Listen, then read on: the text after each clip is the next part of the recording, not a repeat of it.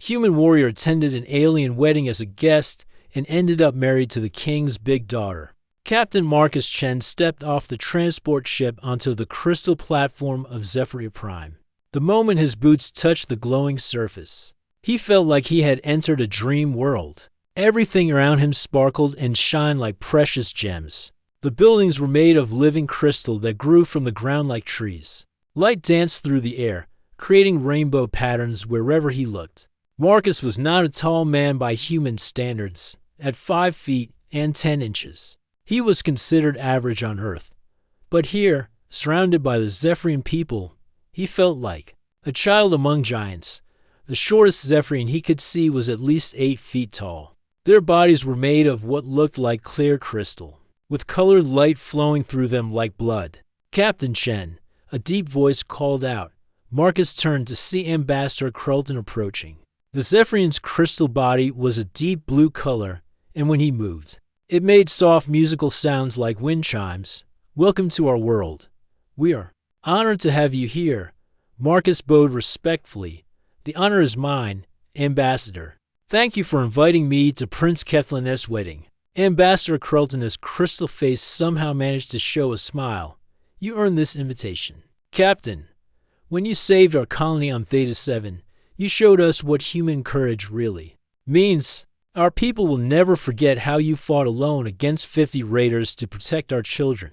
Marcus felt uncomfortable with the praise. "I just did what anyone would do." "No," the ambassador said firmly. "You did what humans do. Other species would have calculated the odds and retreated. Only humans charge forward when others need help, even when they know they might not survive." They walked through the Crystal City toward the royal palace. Marcus had studied Zephyrian culture during his 3-week journey here, but seeing it in person was different. The Zephyrians moved with grace and dignity. Their crystal bodies caught the light from their twin suns and threw it back in brilliant displays of color. Children played in the streets, their smaller crystal forms chiming like bells when they laughed. "Tell me about the wedding customs," Marcus said as they walked. "I want to make sure I don't accidentally insult anyone." Ambassador Krelton's light pulsed brighter, which Marcus had learned meant amusement. "Our customs are old and complex. The most important thing is the trial of worthiness. Any male who wishes to marry must complete 3 challenges to prove he is worthy of his chosen female." "What kind of challenges?" "First, he must show courage in battle. Second, he must demonstrate wisdom and strategy. Third, he must prove that his mind can join with hers in the sacred bonding ceremony." The ambassador paused. "These trials take months to complete. Prince Kethlin has been preparing for 2 years." They reached the palace gates, which were carved from a single massive crystal. Guards stood at attention, their ceremonial weapons catching the light. Marcus noticed that even the guards were careful to show him respect. News of his heroic actions had clearly spread throughout their society. Inside the palace, Marcus was given rooms that were larger than his entire apartment back on Earth. The walls were transparent crystal, but he was told he could make them solid for privacy by touching a specific point. The bed was a comfortable cushion that seemed to float in the air. Everything was beautiful, but Marcus felt very far from home. A servant brought him formal clothes for the wedding ceremony. The outfit was made from some kind of fabric that shifted colors like oil on water. It fit perfectly, despite being made for someone much taller than him. "Captain Chen," a new voice spoke from the doorway. Marcus turned and froze. Standing in the entrance was the most impressive Zephyrian he had ever seen. She was at least 9 feet tall, with crystal skin that was deep purple shot through with silver light. Her movements were precise and controlled, like a trained warrior. But what struck him most were her eyes. They glowed with an intelligence that seemed to see right through him. "I am Princess Therlin," she said, stepping into the room. "I wanted to meet the human who saved our people." Marcus bowed again, deeper this time. "Your Highness, I'm honored to meet you." The princess studied him carefully. "You are smaller than I expected. Most humans are, compared to your people. Yet you defeated 50 raiders by yourself. How?" Marcus thought about how to explain it. "Humans don't always fight the way others expect. We use whatever we can find. We adapt quickly." Sometimes being smaller is an advantage because enemies underestimate us. Princess Theralina's crystal face showed interest. Show me. I'm sorry? Show me how a small human defeats larger enemies. She gestured around the room. Pretend I am a raider twice your size. How would you fight me? Marcus hesitated. Your Highness, I wouldn't want to demonstrate combat techniques on you. I am the chief military strategist for our entire planet, she said firmly. I command armies. I am not fragile. Marcus realized she was testing him somehow. He looked around the room, then picked up a decorative crystal sculpture from a table. If you were attacking me, I wouldn't try to match your strength. I would use your size against you. He demonstrated how he would use the room's furniture to limit her movement, how he would target weak points, how he would use speed and unpredictability instead of raw power. Princess Theralin watched everything with intense focus, asking questions about each tactic. Fascinating, she said when he finished. Your military thinking is completely different from ours. We focus on honor, direct confrontation, showing our strength. You focus on victory by any means necessary. Not any means, Marcus corrected. We have honor too. But sometimes the most honorable thing is to win quickly so fewer people get hurt. The princess's lights pulsed in what Marcus was learning to recognize as deep thought. I would like to learn more about human military tactics. I would be happy to share what I know. As she turned to leave, Princess Theralin paused at the door. Captain Chen, tomorrow during the ceremony, you will be seated with the honored guests, but be careful around the gift-carrying ritual. Our customs can be complicated for outsiders. Before Marcus could ask what she meant, the princess was gone, leaving only the soft chimming sound of her crystal footsteps fading down the hallway. Marcus stood alone in his magnificent room, wondering what he had gotten himself into. Outside his window, the twin suns were setting, painting the crystal city in shades of gold and red. Tomorrow would bring the royal wedding, and Marcus had a feeling his life was about to change in ways he couldn't imagine. The next morning, Marcus woke to the sound of crystal bells ringing across the city. Today was Prince Keflin's wedding day, and the entire planet seemed to be celebrating.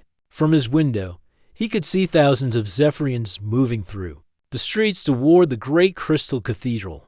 Their crystal bodies caught the morning light and threw it back in dazzling displays of color. Ambassador Krelton arrived to escort Marcus to the ceremony. Remember, Captain, he said as they walked, when the gift-bearing begins, honored guests may be called to carry ceremonial presents to the altar.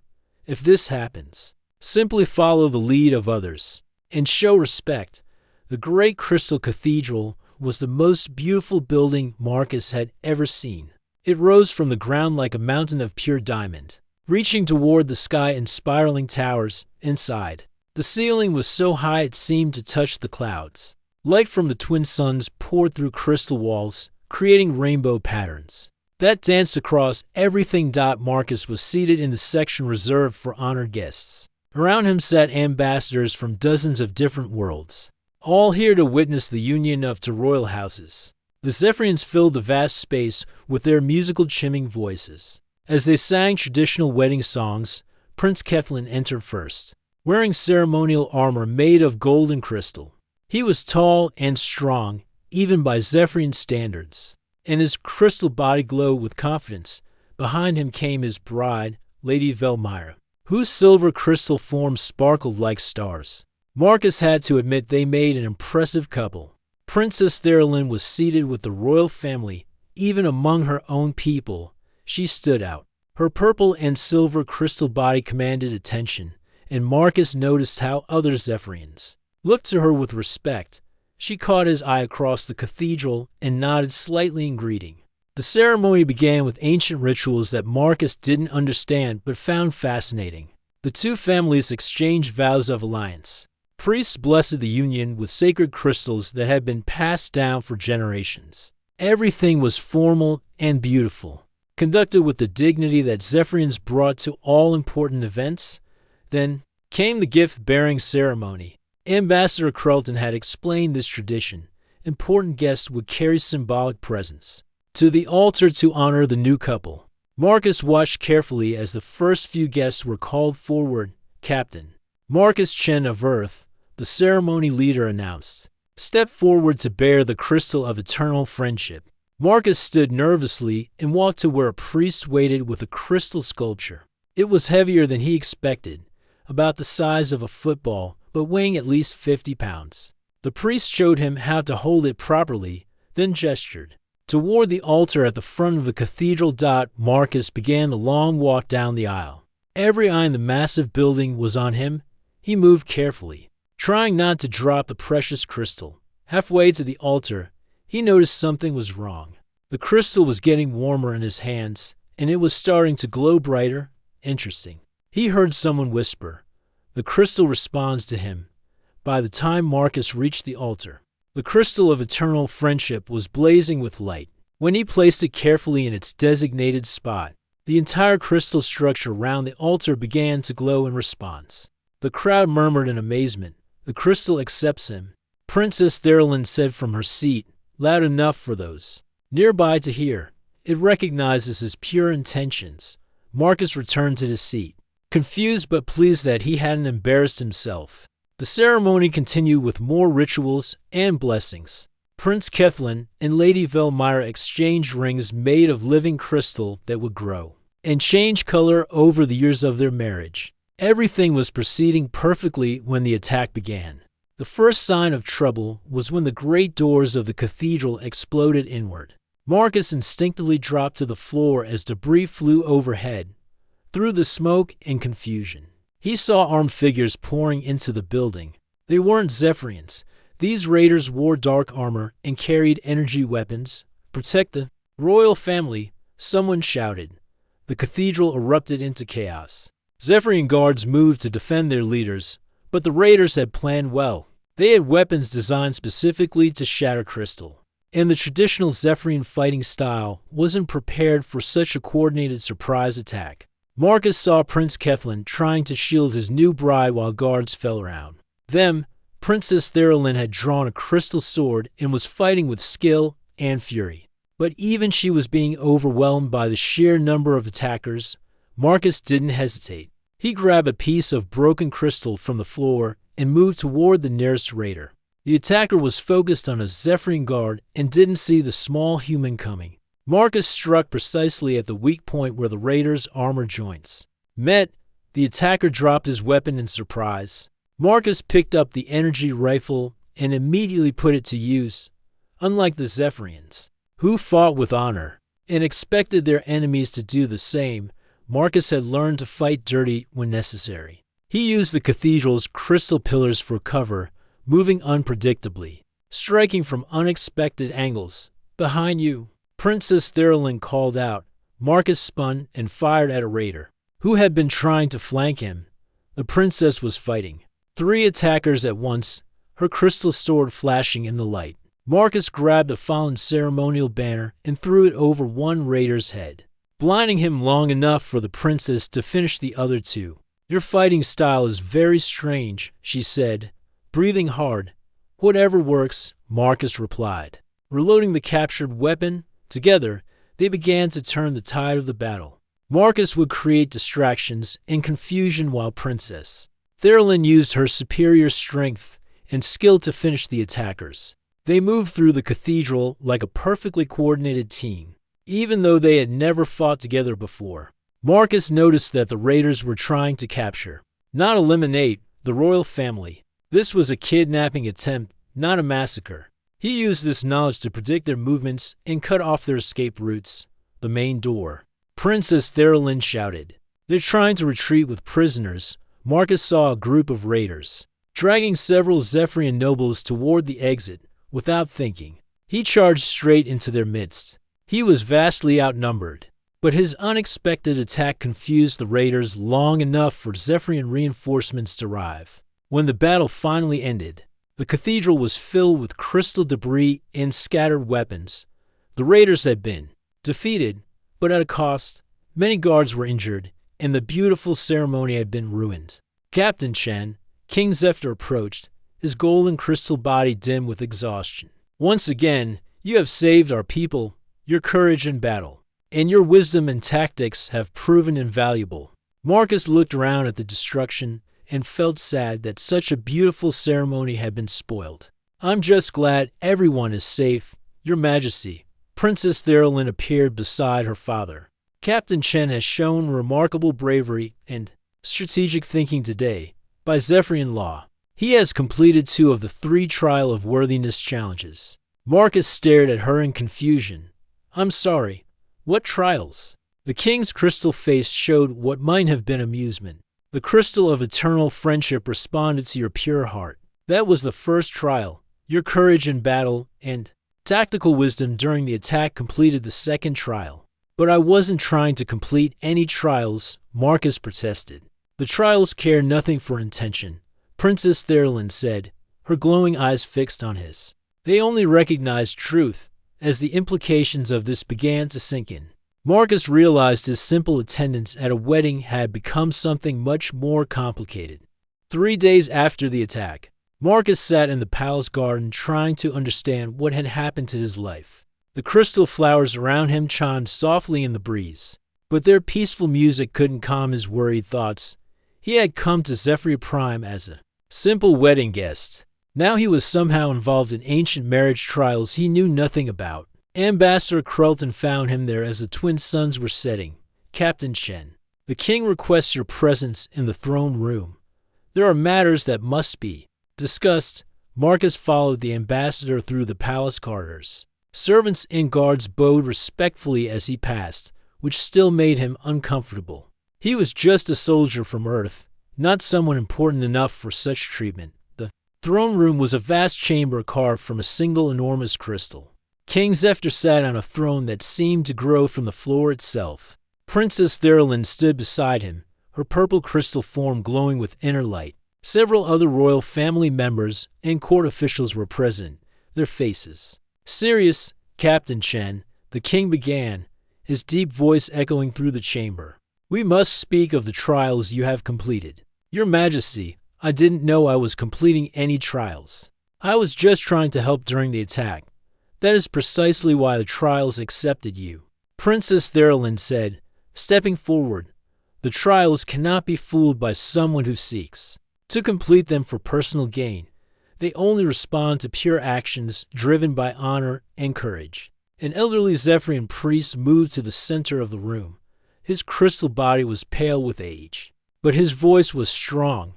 "The trial of worthiness has 3 parts," he explained. "First, the candidate must show purity of heart. The crystal of eternal friendship responded to you because your intentions were completely honest." Marcus nodded, beginning to understand. "Second," the priest continued, "the candidate must prove courage in battle and wisdom in strategy. Your actions during the raider attack clearly demonstrated both qualities. But there's a third trial," King Zephyr said, "the merging of minds. This is the most dangerous challenge, and many candidates have died attempting it." Princess Therilyn stepped closer to Marcus. "The third trial requires the candidate to join his mind with his chosen partner. It proves that two beings can truly become one in thought and purpose." Marcus felt his heart racing. "Your Highness, I think there's been a misunderstanding.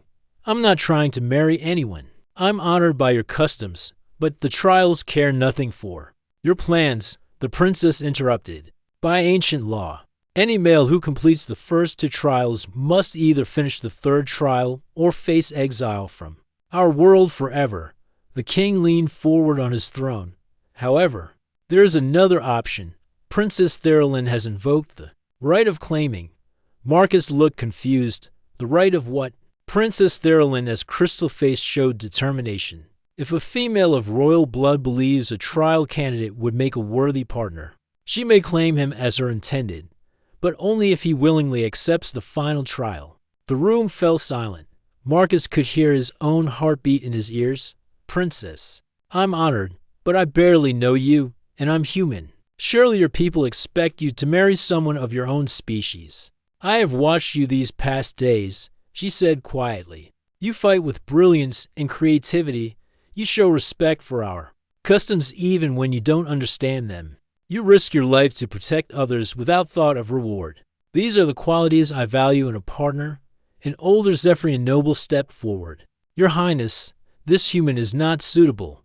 He is too small, too different. The people will Not accept him. Princess Therilyn, as lights flared brighter. The people will accept whoever proves worthy through the trials. That is our law. Marcus looked around the room at all the crystal faces watching him. What exactly does the third trial involve? The priest answered. The merging of minds is a psychic connection between two beings. Your thoughts, memories, and emotions become shared. Most alien species cannot survive the process. Their minds are not flexible enough to handle the connection. And if I refuse, then you must leave our world and never return, the king said sadly. I would hate to lose a friend, but our laws are clear. Marcus thought about his options. He could return to Earth and continue his military career. It would be the safe choice. But something about Princess Therilyn intrigued him. She was brilliant, strong, and clearly cared deeply about her people. During the battle, they had worked together perfectly, as if they could read each other's thoughts. If I agree to the trial and we both survive, what happens then? Then you become my bonded partner, Princess Therilyn said. You would have all the rights and responsibilities of a royal consort. You would help me lead our armies and protect our people. Marcus took a deep breath. I accept the trial. The priest looked surprised. Captain Chen, you should know that no alien species has ever survived the merging of minds. Are you certain? I'm certain. Princess Therilyn stepped close to him. Place your hands on my temples. Look into my eyes. Do not resist the connection when it begins. Marcus reached up and gently placed his hands on either side of her crystal head. Her skin felt warm and smooth, like polished stone. He looked into her glowing eyes and saw intelligence, strength, and something else, hope. Begin the trial, the princess commanded. At first, Marcus felt nothing unusual. Then, gradually, he became aware of another presence in his mind. It was like hearing a distant voice growing closer. Princess Therilyn's thoughts began to mix with his own. He saw her memories of growing up as the tallest and strongest of her generation, always having to prove she was worthy of respect. He felt her loneliness as potential suitors were intimidated by her intelligence and military rank. He experienced her admiration for his tactical creativity during the battle. In return, she saw his memories of Earth, his dedication to protecting others, his humble nature despite his heroic actions. She felt his genuine respect for her people and his growing attraction to her strength and wisdom.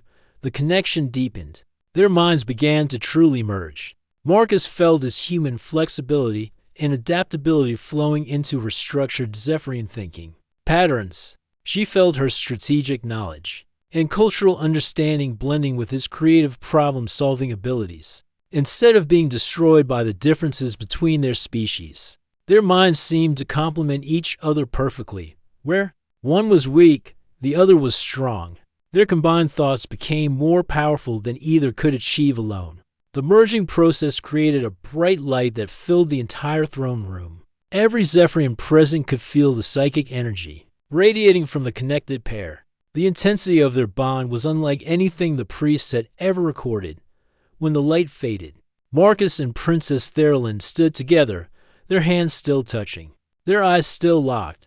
But now they were more than two separate beings. They were partners in the deepest possible way. It is done, the priest whispered in amazement. The bond is complete and stronger than any in our history. King Zephyr stood from his throne, his crystal face showing joy and wonder. My daughter has chosen well.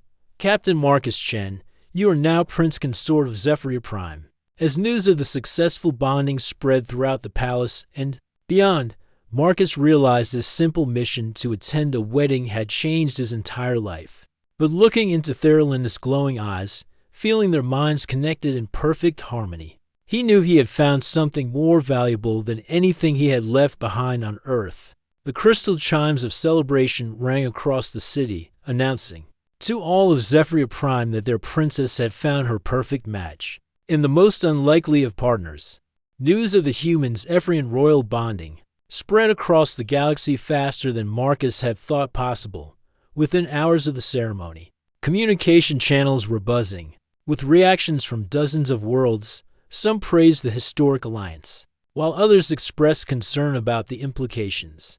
Marcus stood with Therilyn on the palace balcony, watching the crystal city below. Even now, 3 days after their bonding, he was still getting used to the constant awareness of her thoughts and feelings. The psychic connection they shared made them more effective as a team, but it also meant they could hide nothing from each other. The Earth Council has sent another message, Therilyn said, her crystal hand resting on his shoulder. Through their bond, Marcus could feel her concern. They want to speak with you privately, Marcus sighed. The messages from Earth had been getting more urgent each day. Some human leaders saw his marriage as a fantastic diplomatic opportunity. Others worried that he was being used as a pawn. In alien politics they didn't understand, and the Zephyrian High Council, 3 noble houses have formally requested that Father reconsider the bonding. She admitted, they believe you are too different, too small, too human. Through their psychic link, Marcus felt her frustration and anger at her own people's narrow thinking. He squeezed her hand gently. We knew this wouldn't be easy. Their conversation was interrupted by Ambassador Krelton arriving with urgent news. Prince Consort, Princess, we have a situation. Long-range sensors have detected a fleet of unknown ships approaching our system. Marcus and Therilyn exchanged a look. Through their bond, they shared the same thought. This was no coincidence. How many ships? Therilyn asked instantly, shifting into military commander mode. At least 30 vessels, mixed design, not belonging to any single species. They'll reach our outer defenses in 6 hours. Marcus felt his tactical mind analyzing the situation. A mixed fleet suggests mercenaries or raiders, but 30 ships is too large for a simple raid. Agreed, Therilyn said. This is either an invasion force or a demonstration meant to pressure U.S. politically. They hurried to the palace war room, where King Zephyr was already meeting with his military advisors. The room was filled with holographic displays showing the approaching fleet and Zephyr Prime's defensive positions. Father, Therilyn said as they entered, what are our options? King Zephyr's crystal face was grim. Our fleet is strong, but not strong enough to fight 30 ships in open space. We could call for help from our allies, but they're days away. Marcus studied the tactical displays. His human perspective, combined with Therilyn's Zephyrian military knowledge through their bond, gave him insights that neither could have achieved alone. What if we don't fight them in open space? He suggested.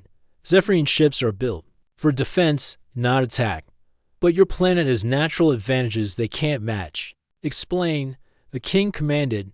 Marcus pointed to the holographic display. Your crystal formations interfere with most sensor systems. If we position our ships among the crystal canyons and use it and run tactics, we can make 30 ships feel like 300 enemies are attacking them.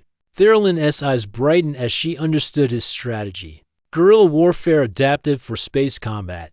Use our knowledge of the terrain against an enemy who expects traditional battle lines. Exactly. And there's something else. This fleet appeared right after our bonding became public knowledge. That's not coincidence. Someone doesn't want humans and Zephyrians working together. The king considered this. You believe this attack is meant to destroy our alliance. I think someone wants to prove that human and Zephyrian cooperation is dangerous, Marcus said. If we defeat this fleet using combined tactics, we prove the opposite within hours. The plan was in motion.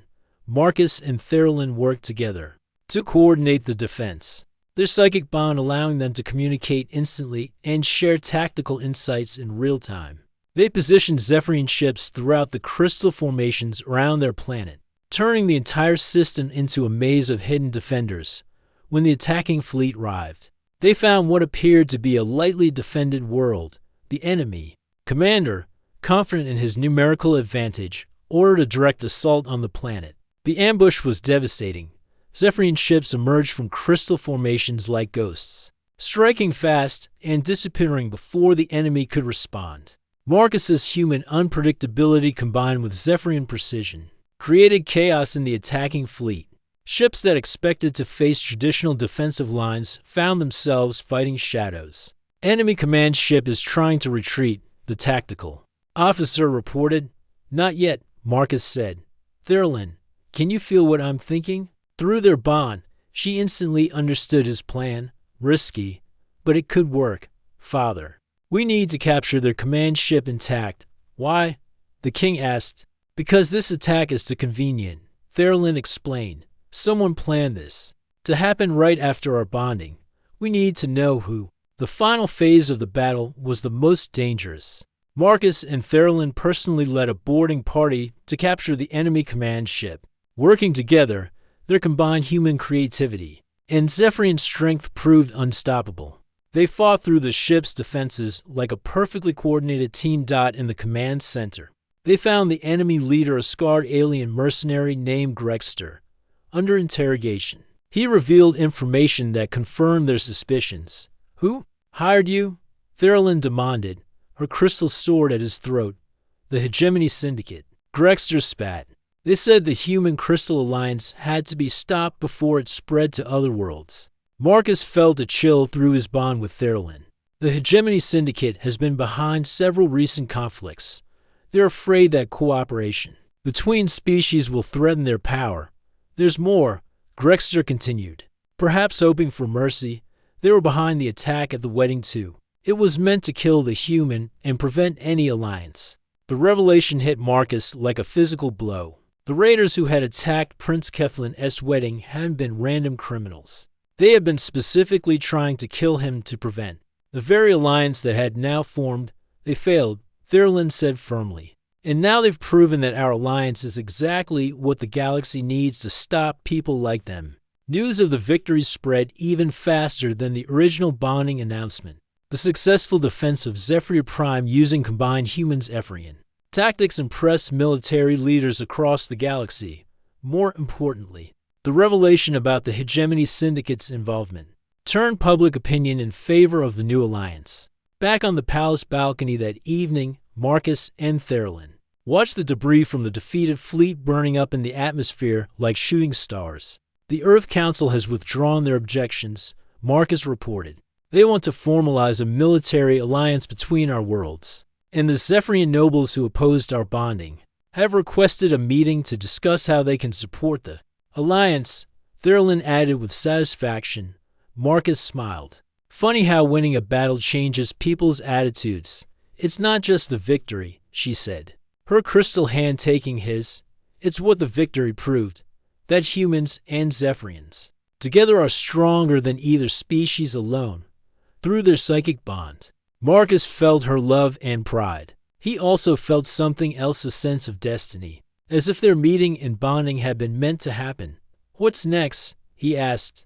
Therilyn's crystal face showed determination. Next, we make sure the Hegemony Syndicate can never threaten innocent people again, and we show the galaxy what true cooperation between species can accomplish. As the twin suns set over the Crystal City, Marcus realized that his accidental attendance at a royal wedding had led to something much larger than a personal marriage. It had created the foundation for a new kind of galactic alliance built on mutual respect and combined strength. The real work was just beginning. 2 weeks after the failed attack on Zephyr Prime, Marcus and Therilyn stood in the intelligence center of the royal palace, studying holographic star maps that showed Hegemony Syndicate positions throughout the galaxy. The information they had gathered from captured raiders painted a disturbing picture of a criminal organization with connections to dozens of worlds. Their main base is here, Therilyn pointed to a system near the galactic rim, heavily defended. But if we can disable their command center, the entire network will collapse. Marcus studied the tactical display through their psychic bond, his human creativity mixing with her Zephyrian military knowledge. Direct assault won't work. They'll see us coming from light years away. But what if we don't try to hide, explain? What if we make them think we're planning something completely different? Give them false information about our target while we sneak a small force to their real base. King Zephyr entered the room with Admiral Chen, Marcus's former commanding officer who had arrived from Earth with a small fleet of human ships. The sight of his old mentor still felt strange to Marcus, especially since he now outranked the man who had trained him, Prince Consort. Admiral Chen said with a smile, "The Joint Humans Ephrian Task Force is ready, 15 ships from Earth, 20 from Zephyr Prime, and support vessels from 6 allied worlds. The galaxy is watching to see what our combined forces can accomplish." Marcus felt the weight of responsibility through his bond with Therilyn. This mission would prove whether their alliance was just a romantic story or the foundation for real change in the galaxy. Admiral, I need you to take the main fleet and make a lot of noise near the Syndicate's secondary bases, Marcus said. Make it look like we're planning to attack them one by one. While we do what? Admiral Chen asked. Therilyn stepped forward, while a small strike team infiltrates their command base. My husband and I will lead the mission personally. King Zephyr looked concerned. Daughter, is it wise for both of you to risk yourselves on such a dangerous mission? Father, our psychic bond makes us more effective as a team than either of us could be alone. This mission requires both human unpredictability and Zephyrian precision. The plan they developed was complex but elegant. The main fleet would conduct highly visible attacks on minor Syndicate operations, drawing attention and forces away from the central command base. Meanwhile, Marcus, Therilyn, and a small team of elite soldiers from both species would use a captured Syndicate ship to infiltrate the heavily defended fortress. 3 days later, the mission began. The diversionary attacks worked perfectly. Admiral Chen's combined fleet struck 3 Syndicate outposts in rapid succession, each time withdrawing before reinforcements could arrive. Syndicate leaders, convinced they faced a prolonged campaign, moved their best ships to defend their most valuable assets.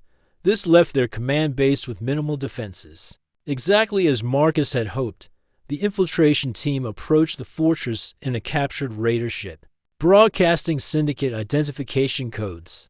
Marcus felt his heart racing as they passed through multiple security checkpoints. But their disguise held. 2 minutes to the docking bay, the pilot whispered. Marcus and Therilyn checked their equipment one final time. They were matching armor that combined human technology with Zephyrian crystal enhancements. Through their psychic bond, they could coordinate their actions with perfect timing. The assault on the command center was swift and decisive. Marcus used his knowledge of human tactics to predict enemy movements while Therilyn applied Zephyrian combat techniques to overwhelm their defenses. Their team moved through the fortress like a coordinated machine, each member knowing exactly what the others would do.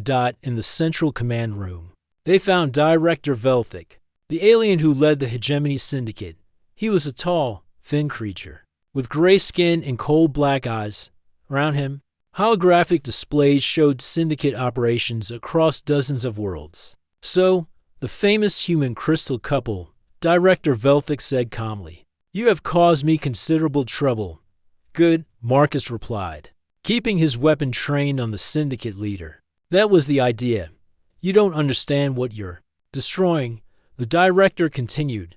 The Syndicate maintains order in chaotic regions. Without us, these sectors will fall into warfare and violence. Therilyn's crystal face showed anger. You call kidnapping, slavery, and murder maintaining order. Your organization profits from suffering. At least we're honest about what we are, Director Velthic sneered. Your alliance will fail within a year. Humans and Zephyrians are too different to work together permanently. Marcus felt Therilyn as emotions through their bond, not anger, but pity for such narrow thinking. You're wrong, he said quietly. Our differences make us stronger, not weaker. The capture of Director Velthic and the destruction of the Syndicate's command center sent shock waves throughout the criminal underworld. Without central coordination, the various Syndicate cells began fighting each other for control.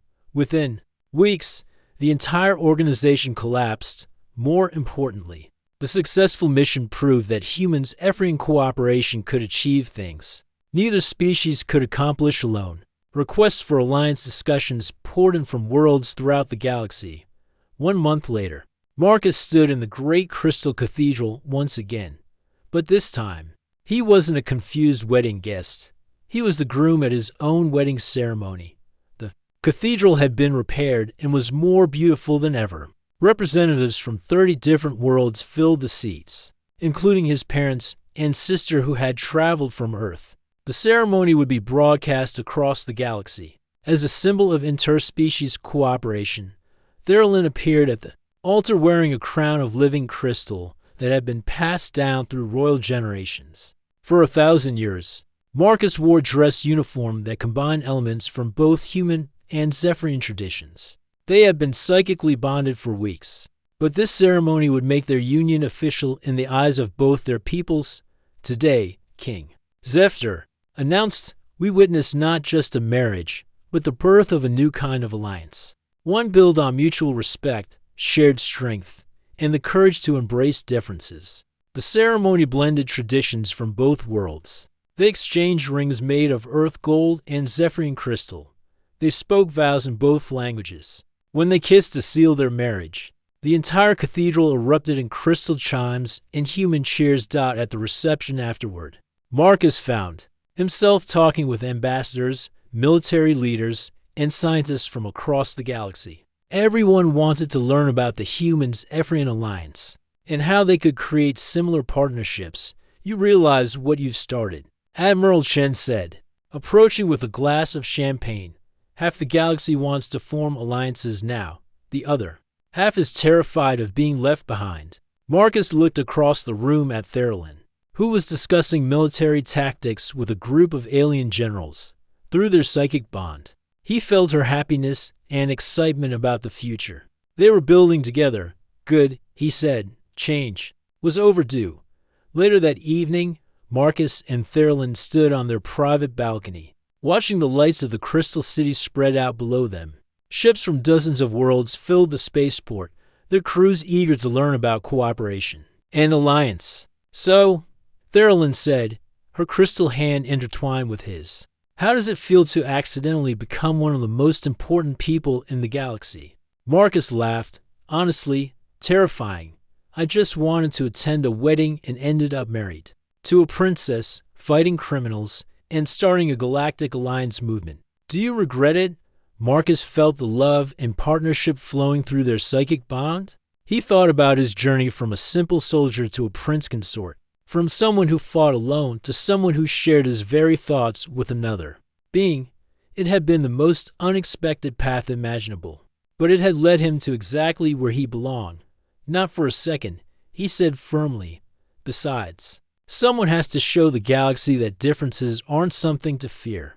There's something to celebrate." As the twin moons rose over Zephyr Prime, casting silver light across the crystal towers, Marcus realized that his accidental attendance at a royal wedding had grown into something far greater than he had ever imagined. He had helped create a new model for interspecies cooperation, one that would spread across the galaxy for generations to come. The best part was that this was just the beginning.